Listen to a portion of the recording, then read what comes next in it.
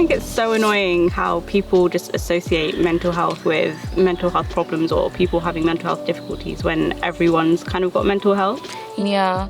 Like, everyone has a body, so you would have physical health, but then everyone has a brain as well, so why wouldn't you have mental health? Yeah, and like if you had a broken arm, you'd go to the doctor about it and you wouldn't be embarrassed to go to a doctor.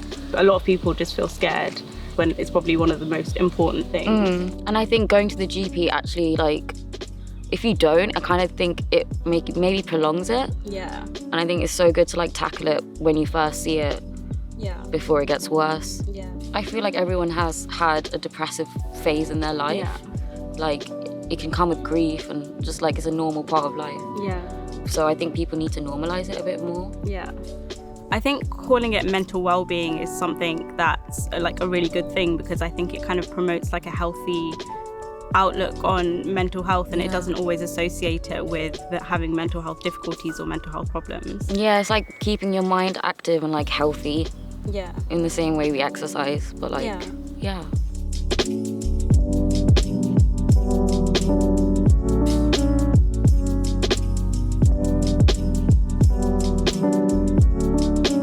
We all have mental health, in the same way we all have physical health.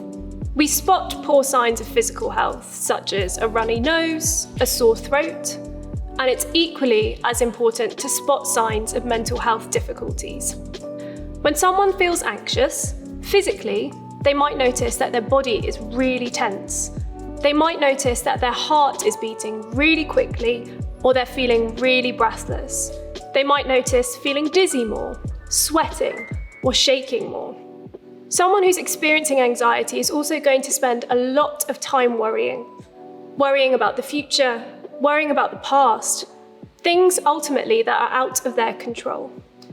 As a result of this, they seek reassurance from people around them, often avoid making decisions, and overly plan to try and make sure everything's okay. Depression is slightly different. Now, someone with depression will experience a lot of negative thoughts about the world and about themselves. I feel hopeless, everything's useless, I feel so guilty. These are really unpleasant thoughts, and as a result, people with depression tend to spend a lot of time on their own, isolating themselves, stopping doing things they enjoy, such as seeing friends and going out.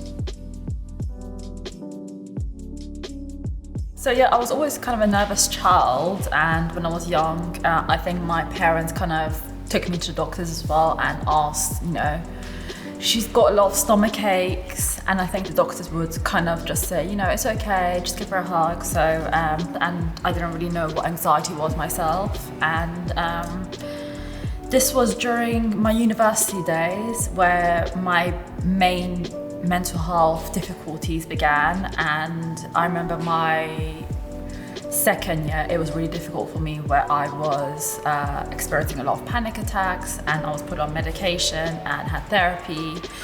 For a period of time, I remember where I spent 3 weeks at home, just in my room, and I never went out. And this was my first outing, actually, after 3 weeks going out with my best friend, Sarah. And this photo kind of, it's a bit sad for me because I lost quite a lot of weight. I was just feeling horrible. I actually brought an excuse up not to go out. So yeah, these are some memories for me. What about you guys? That's great. For me, I have a photo here from what was my 21st birthday with my friend Tam. It was just sort of a midweek day at uni, and I was feeling very low at this point for various reasons, and one of the main ones being, quite newly on medication at this point. This was a really hard time because it was when I was really discovering that I had, difficulties with mental health. Yeah, so when I was 13 was when I first became unwell. I don't really have that many pictures then which kind of have any resemblance of what I was like, because I was wearing uniform, which is quite baggy. But when I went to uni, I had lost a lot of weight, and I'd just come out of hospital from being an inpatient, and that was in summer. Now, if you spot any of these signs or recognise any of these signs in yourself, go and speak to a trusted adult or go and speak to your GP.